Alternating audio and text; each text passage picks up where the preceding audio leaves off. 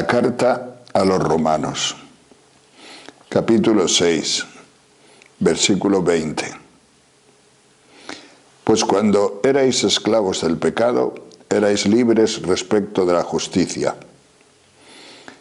¿Qué frutos cosechasteis entonces de aquellas cosas que al presente os avergüenzan? Pues su fin es la muerte. Pero al presente, libres del pecado y esclavos de Dios, fructificáis para la santidad, y el fin, la vida eterna. Pues el salario del pecado es la muerte, pero el don gratuito de Dios, la vida eterna, en Cristo Jesús, Señor nuestro. Palabra de Dios.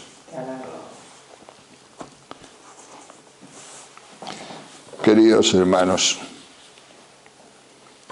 terminamos hoy este capítulo 6 de la carta a los Romanos, que ha sido, como habéis visto, pues pleno, completo. Varias charlas, no me acuerdo en este momento cuántas hemos tenido del capítulo 6. En la última dijimos que el Espíritu Santo nos iba arrebatando por la fuerza de la gracia, una vez que hemos querido morir con Cristo, nos iba arrebatando al hombre viejo que tenemos dentro, al cuerpo del pecado, y transformándonos de tal forma que podemos decir que el pecado ya no tiene dominio sobre nosotros, porque no estamos bajo la ley, sino bajo la gracia. Entonces hoy vamos a continuar con los 3 últimos versículos de este capítulo 6. Solo tiene 23 versículos, pero es tan denso que da para mucho. ¿Y qué nos quiere decir San Pablo en este final de este capítulo 6? Pues nos habla de la justicia y la injusticia. Para él, servir a la injusticia es servir al pecado, servir a los ídolos. Y servir a la justicia es servir a Cristo, a Dios. Cuando queremos entender la carta a los Romanos, tenemos que mirar un poco cuál era el ambiente en que se predicó el primer cristianismo. Y yo estos días pensando en esto, pues la verdad es que me ha gustado pensarlo. Me ha emocionado muchas veces. Leyendo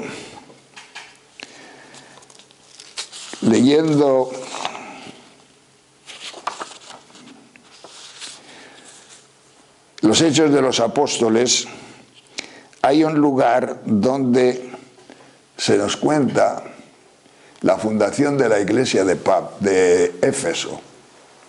Y allí San Pablo estuvo 3 años nada menos en Éfeso, con poder, con fuerza predicó. La gran diosa de los efesinos era Artemisa, la diosa de la caza, la diosa de la fertilidad, la diosa de la belleza también, la Diana latina.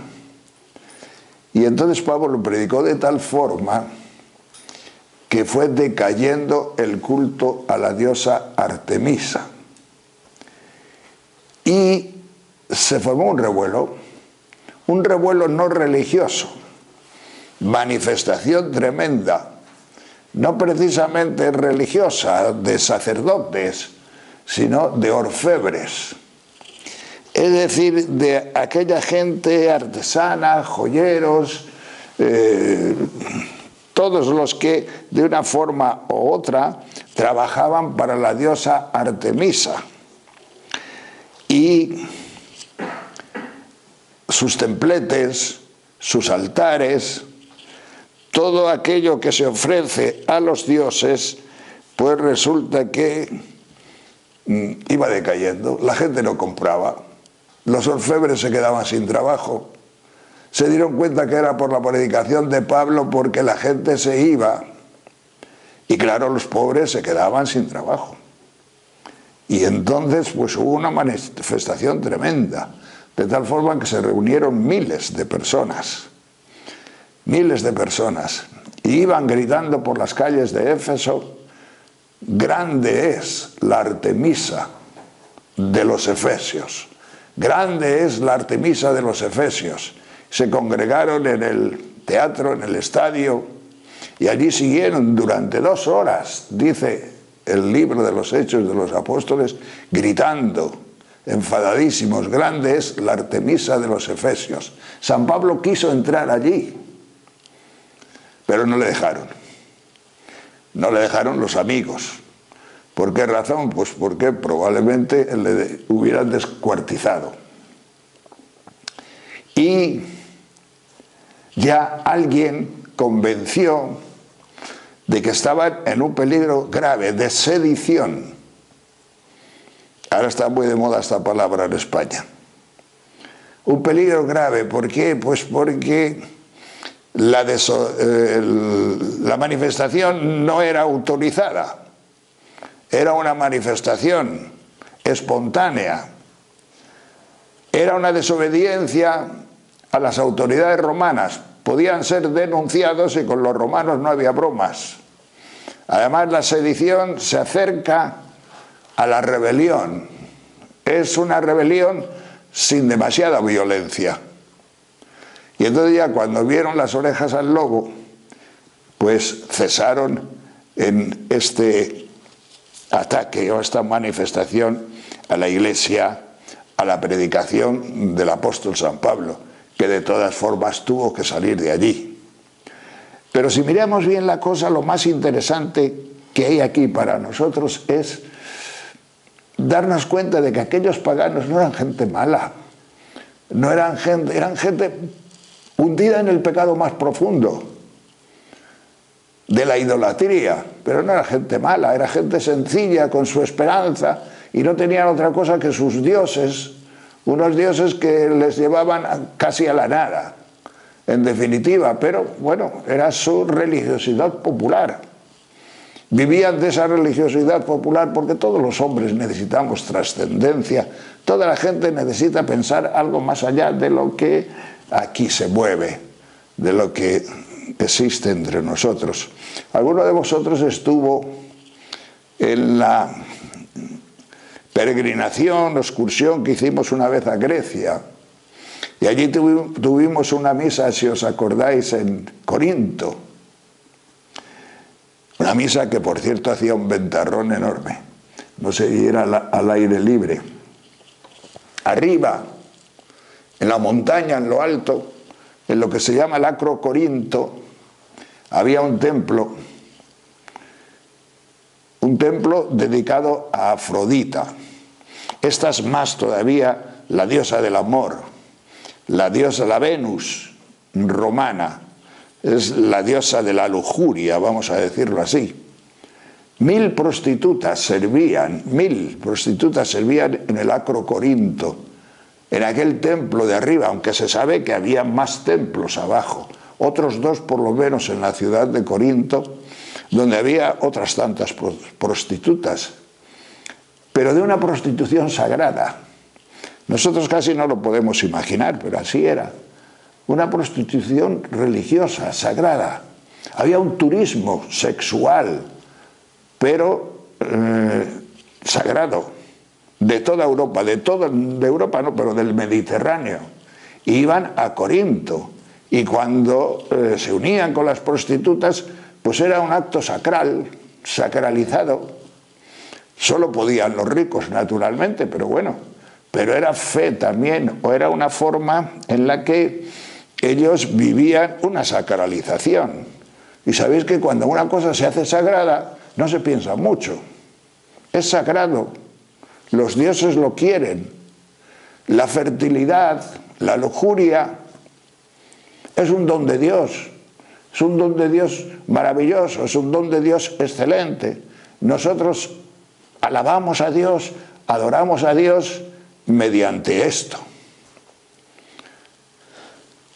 Podéis imaginar que esa religiosidad popular tan profundamente metida allí, pues era un rompeolas casi imposible de superar para la predicación cristiana.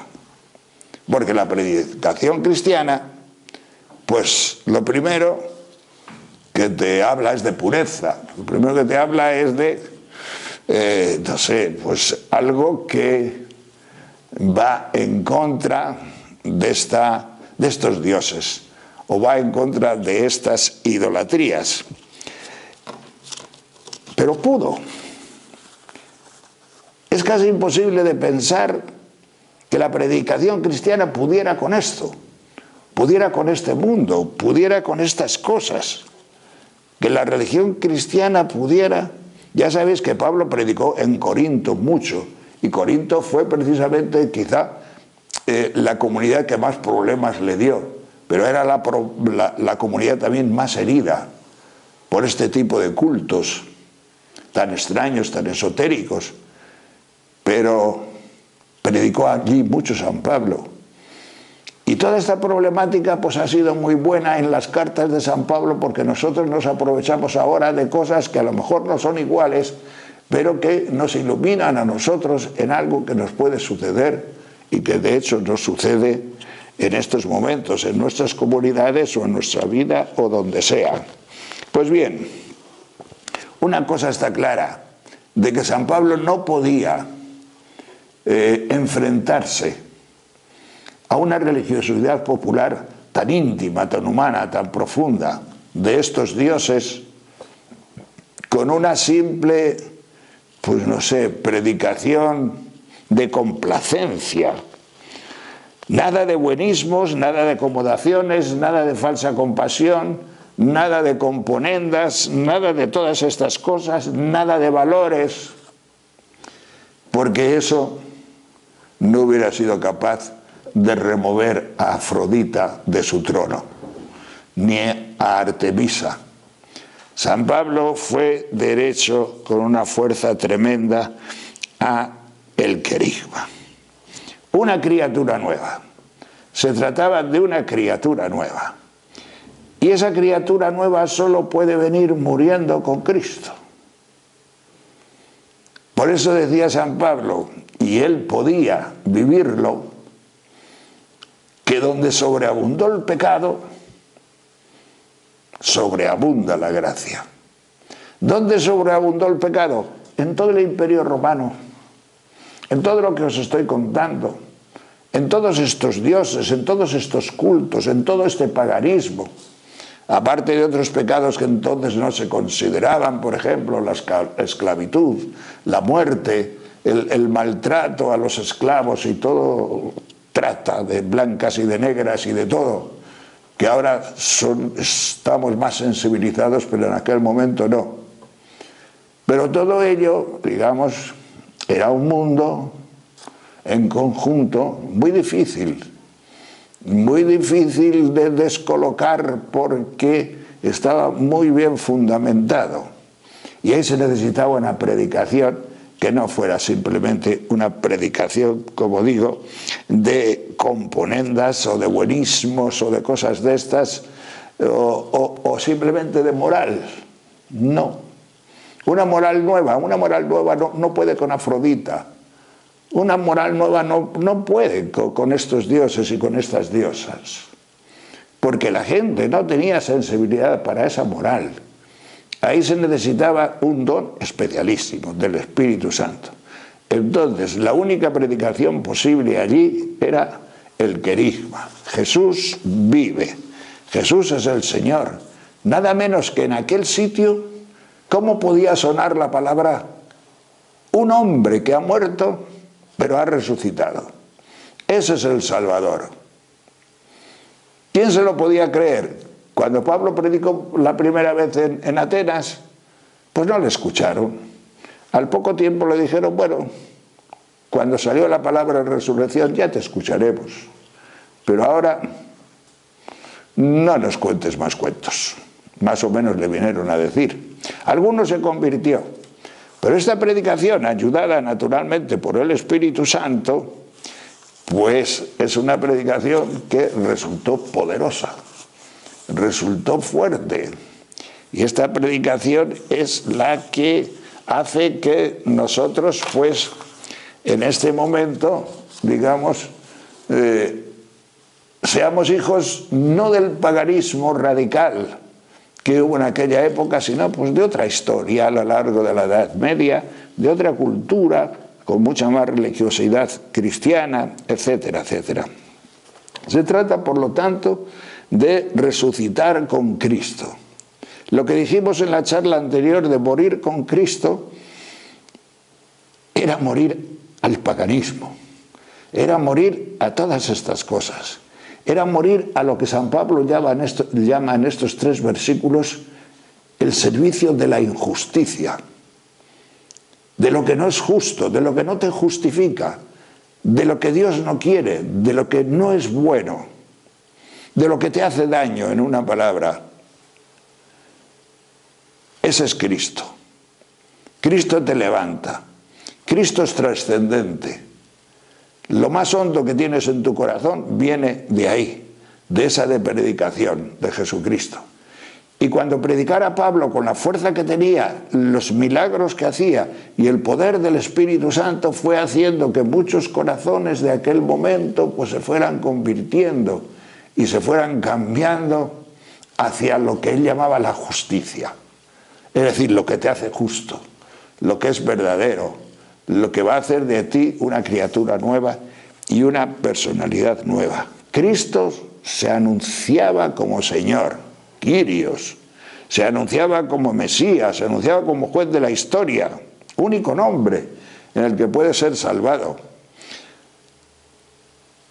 Me imagino que podéis tener más o menos un vislumbre de lo que podía ser esta predicación en medio de estos pueblos.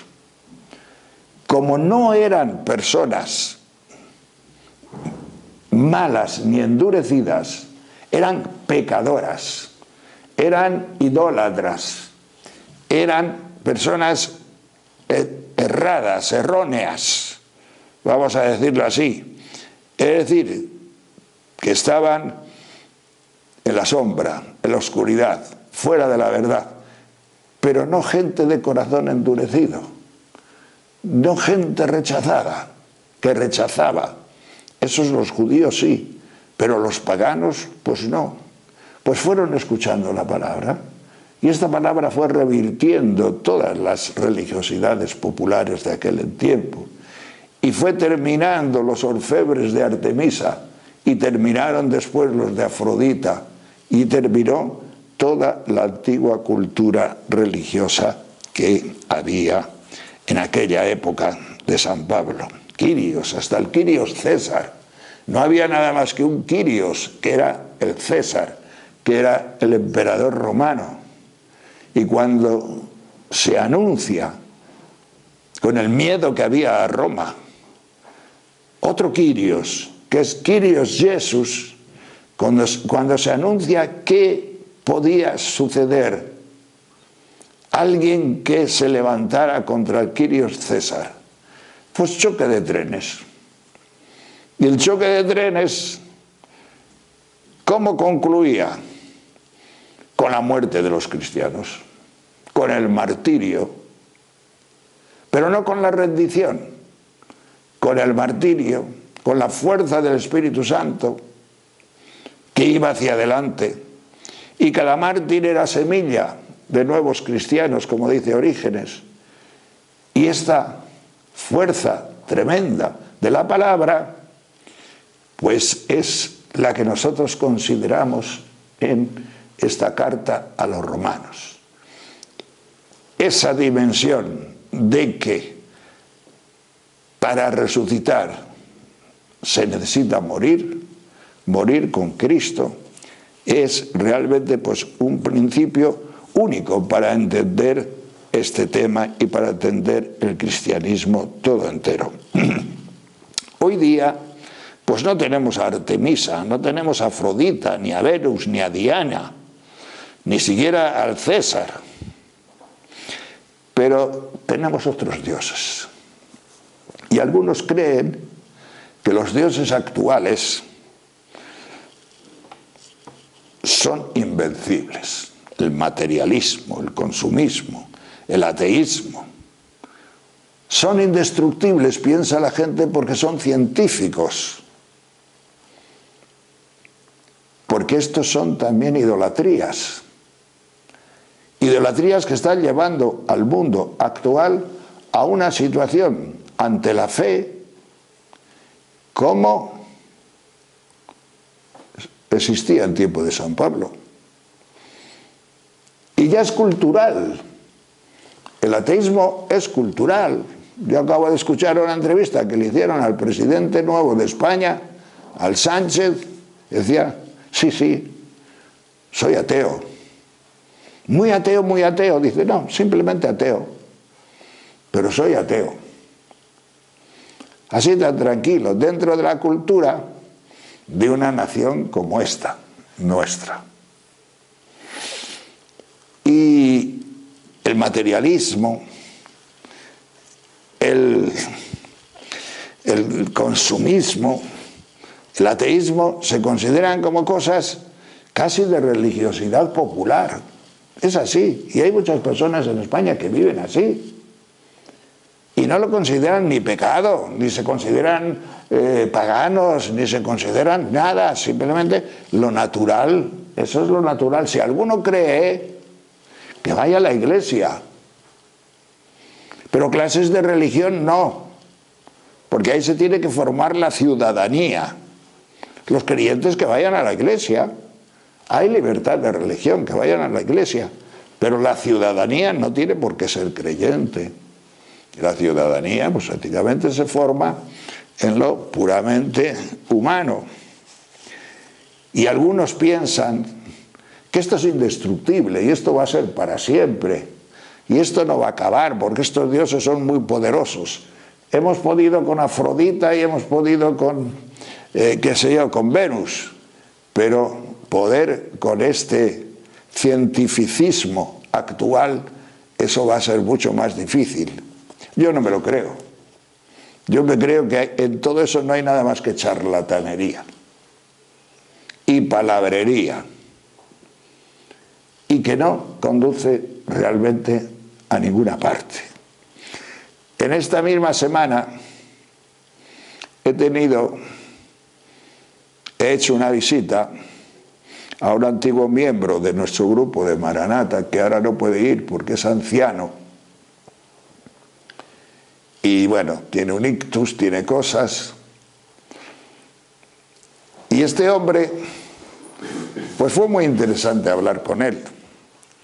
Porque entre otras razones, me iluminó a mí este trocito de la charla. Porque él decía, mira, lo único que me queda a mis 80 y tantos años, lo único que me queda de todo lo que en otro tiempo fueron dioses para mí, como el prestigio, como el dinero, como la sociedad, como el, no sé, el brillar. Lo único que me queda en este momento y que me da vida es lo que recibí en el grupo de oración. Pero tan fuerte es eso que recibí que en este momento yo soy feliz. Me encuentro bien. Me encuentro súper bien. Y él mismo utilizó las palabras que yo estoy utilizando en la charla, que es, esos dioses son vacíos, no dan nada, te prometen todo, pero al final te dejan absolutamente solo. Entonces, pues, es muy interesante escuchar estos testimonios, porque a poco que pienses y a poco que se te predique y a poco que tengas un poco el corazón abierto, yo creo que estos dioses también son muy fácilmente vencibles. Muy fácilmente vencibles porque no tienen a dónde llevarte. La esperanza ganadora, no sé por qué lo digo así, pero sí, la esperanza ganadora, y está bien dicha esta palabra, porque el hombre lo que necesita fundamentalmente es que le den salida a su esperanza. Que nos demos los unos a los otros salida a nuestra esperanza, a nuestro afán de supervivencia, a nuestro deseo de trascendencia, a toparnos con la realidad viva, que no muera, a tener palabras de vida eterna. Yo no sé cómo decirlo. Esta es la esperanza ganadora de la que yo hablo en este momento. Esa no nos la da nadie. Esa no nos la puede dar absolutamente nadie. La esperanza ganadora en el día de hoy tiene que ser semejante a la que sucedió en tiempos de San Pablo. Y tiene que venir del mismo sitio, es decir, del querigma. De una predicación querigma verdadera, no de componendas, no de cositas. Y entonces, al entrar en la esperanza verdadera, y a los que viven en esta esperanza verdadera, estos que viven en esta esperanza pueden entender las palabras de San Pablo, de la carta a los romanos, porque si no, es que son realmente pues, de iluminados o de locos. Porque en medio de todas estas idolatrías, nos dice San Pablo que fructifiquemos para la justicia. Habéis puesto vuestros miembros durante mucho tiempo al servicio de la injusticia, al servicio del pecado, al servicio de la lujuria, al servicio de todas las cosas que dice él, de muchas cosas que ahora os avergonzáis. ¿Y qué habéis sacado de todo eso? Es como la entrevista que acabo yo de tener de este hombre. ¿Qué he sacado yo con tener dinero? ¿Qué he sacado yo con ser un abogado famoso? ¿Qué he sacado yo con todas estas cosas? Si yo sigo vivo y sigo perfectamente consciente de mi vida, y mi conciencia me dice, todo lo que hice fue pura frivolidad. La vida es así, ya sabemos, y tampoco podría hacer otra cosa, pero sí podemos pensar, sí podemos profundizar, sí podemos meternos ahí. Para entender esas frases de San Pablo, vale más el servicio a la justicia, que es la que te va a dar la esperanza ganadora, y es donde realmente actúa el don del Espíritu Santo, el don del más allá, que simplemente intentar sacar de estas cosas puramente humanas otra cosa que en realidad no te pueden dar. Por eso dice San Pablo que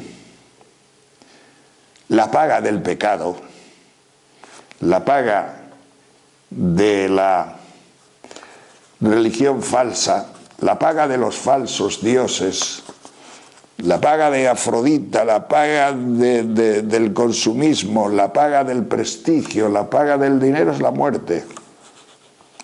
Porque no tienen palabras más allá. Porque la esperanza de estas cosas no es ganadora. Pierde la carrera. Y en este hombre ha sucedido así, ha perdido, sencillamente. Pero lo más interesante es verle tomándose un chisme, no me acuerdo qué se tomó, un té o una cosa de esas, a media tarde, en un bar, bien tranquilos, éramos 4, pero dueño del mundo. O sea, tan asegurado y tan seguro en su esperanza y en su vida y en lo que le pueda suceder, y su mujer en la cama con 2 cánceres, que vaya papelón. En este momento, en el momento que nos estaba hablando a nosotros. Entonces pues dices, esto es una confirmación realmente de todo lo que nos quiere decir San Pablo en esta carta, porque ahí se ve, es un hecho vivo, es un testimonio vivísimo de todo lo que queremos decir aquí. Pues bien, esto es un misterio de gratuidad. Él también lo decía, esto es de arriba, esto es don de Dios, esto no viene de ninguna cosa que yo haya podido gestionar en mi vida a lo largo de todos mis años. Yo no he invertido para esto ni un solo penique, no he invertido nada, se me ha dado y lo estoy viviendo como gracia, lo estoy viviendo como gratuidad. Invirtió muchos peniques para tener en este momento otras cosas, pero le han fallado todas. Y no digo, porque todo se sabe, lo que nos dijo que le estaba fallando. Son cosas muy íntimas, pero a nosotros nos transmitía pues esa gracia o ese don o esa alegría de haber triunfado en el Señor, de que la esperanza ganadora, la llamo yo, no se lo he oído a nadie, pero vamos, en esta charla me ha salido así, esperanza ganadora. Pues es una esperanza que realmente yo en este hombre la considero ganadora. En otras cosas yo no considero la esperanza ganadora, porque se muere pronto. Pues bien, la lucha contra todas estas cosas tiene que estar comandada por una predicación auténtica. No vale la teología que llamamos nosotros de retribución, la teología de las obras buenas, la teología, eso no puede con ningún Dios. Y estamos viendo cómo la Iglesia hoy día se está despoblando. Estamos viendo cómo la cultura, incluso en chicos que no tienen edad, 15, 16 años, en un instituto, es no solamente atea, sino hasta blasfema. La cultura actual en España. ¿Y por qué digo blasfema? Porque se dicen blasfemias. Porque ya es una cultura que no es solamente anti-Dios, es que es militante. Militante contra Dios. O sea que hay como si fuera así mucho azufre por medio, mucho demonio por medio. La predicación tiene que llevarnos a lo que podemos llamar o decimos siempre quebrantamiento. No nos puede llevar a ningún convencimiento. La teología actual, la teología apologética actual que quiere convencer, no convence a nadie. Ni aunque hables del cielo, ni aunque des argumentos de que tiene que existir Dios, porque el mundo está escrito con lenguaje matemático, porque las cosas son maravillosas y por lo tanto alguien maravilloso y más maravilloso todavía que las cosas las ha tenido que hacer. Pues no convencen estas cosas. Ni siquiera eso te convence. ¿Por qué? Porque está desactivada la raíz del convencimiento. No sé qué pasa. Hoy se necesita quebrantamiento. Es decir, que el Espíritu Santo te toque y te dé un toque especial y te caigas. Y te caigas de tu visión, de tu endurecimiento, de tus idolatrías y de tus cosas. Y en el suelo, como San Pablo camino de Damasco, en el suelo puedes decir aquella frase: ¿Quién eres, Señor, a quien yo persigo? ¿Quién eres? Porque el señorío de Jesucristo se impone y se va a imponer sobre todos nosotros. Desde ahí se entiende muy bien esa frase de San Pablo: donde sobreabunda el pecado, sobreabunda la gracia. San Pablo no tenía ningún miedo a Afrodita, ningún miedo a Artemisa, ningún miedo a las idolatrías, ningún miedo a nadie, porque sabía de quién se había fiado, sabía lo que estaba predicando y sabía el poder que tenía la palabra y su palabra. No tenía absolutamente ninguna depresión ante el futuro y ante lo que iba a venir. Si miramos hoy día nuestra iglesia, si miramos incluso sacerdotes, ¿cuántos sacerdotes te encuentras hoy día con una sensación de derrota y frustración ante el dominio del mundo? No tenemos nada que hacer. Nos domina el mal. Nos domina la cultura atea. Tienen argumentos. Son poderosos, son fuertes. Es que es un combate de tú a tú. Y en el combate racional de tú a tú no basta una apologética racional y no basta una teología racional. Tiene que ser quebrantamiento, tiene que ser acción del Espíritu, tiene que ser actualmente querigma, tiene que ser una cosa que te toque y te lleve a superar estas cosas en las que también actúa el mal, en las que también actúa sobrenaturalmente el demonio, porque el demonio tiene un poder sobrenatural, no sobrenatural del bien y para el cielo, pero sí sobrenatural para el mal, es decir, superior a nuestra naturaleza. Eso es lo que significa sobrenatural. Pues bien, entonces se predica un cristianismo light, predicamos un cristianismo, queremos evangelizar con un no sé qué de poca cosa y de poca fuerza y de poco convencimiento, que no vamos a entrar sin pasión. Sin pasión, esa pasión que tenía San Pablo, esos golpes que le daban, esas palizas que le daban. Yo cuando leo lo de el estadio de Éfeso, cuando estaba toda la gente gritando terriblemente contra los predicadores cristianos, sobre todo contra Pablo, y Pablo a entrar, quería imponer silencio y predicar más, y predicar. No iba a pedir disculpas,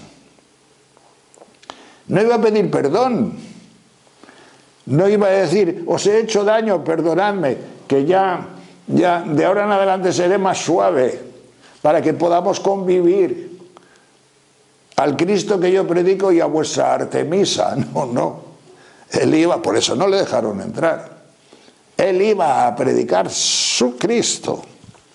No hubiera salido de allí, por supuesto, lo hubieran destrozado, pero a él no le hubiera importado, por supuesto que lo hubieran destrozado.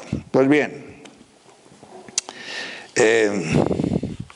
no se trata, por lo tanto, en nuestra predicación de cositas, de hacer un mundo mejor, de los valores, de todas estas cosas. Esto no vence a la idolatría actual. La evangelización actual es seria, y como es seria, tiene que ser como la de Pablo. Hay que leerse la carta a los romanos, hay que dejar que el Espíritu Santo te toque como le tocó a San Pablo, hay que predicar como predicaron en aquel entonces, hay que vivir con la fortaleza y digamos con la, no es soberbia, pero sí convencimiento de que la verdad y la esperanza ganadora está donde está, porque eso volverá otra vez a destruir a todos los dioses. Hubo una época que se destruyeron a todas estas diosas que digo. Estos dioses de ahora se destruirán. Vendrá otra etapa. Después a lo mejor vienen otros dioses. No sabemos. Pero que el poder está donde está, eso está muy claro. Y no está precisamente en los dioses de ahora. Ni científicos, ni consumistas, ni ningún tipo de eso. Bien. Nosotros pertenecemos al grupo de Maranata, de la Renovación Carismática. Si miras al grupo de Maranata, pues ¿qué puedes decir? Pues yo puedo decir que generalmente la gente de Maranata no tiene ningún miedo. No tiene ningún miedo a los dioses actuales. No tiene ningún miedo al ateísmo. No tiene ningún miedo a esas cosas. Más bien, todo lo contrario, proclama la esperanza, y la esperanza ganadora. Eso es lo que proclama el grupo de Maranata. Eso es lo que proclamaba este señor con el cual me he entrevistado esta semana. Eso es lo que proclama nuestra actitud tranquila y pacífica ante la vida, aun sabiendo que no marcha la cultura actual por los caminos que nosotros marcamos y que estamos viviendo, pero que a nosotros nos dan vida. Pues no. Pero ¿y cuántos maranatas puede haber en el mundo? ¿Y cuántos maranatas puede el Señor hacer surgir para que realmente vuelva una nueva etapa y una nueva vida? Pues bien, la paga del pecado es la muerte, dice San Pablo, está claro. La paga de la gracia y de la justificación gratuita es el don de la esperanza que gana en este mundo y en el otro, y que lo tenemos en Cristo Jesús, Señor nuestro. Gloria al Señor.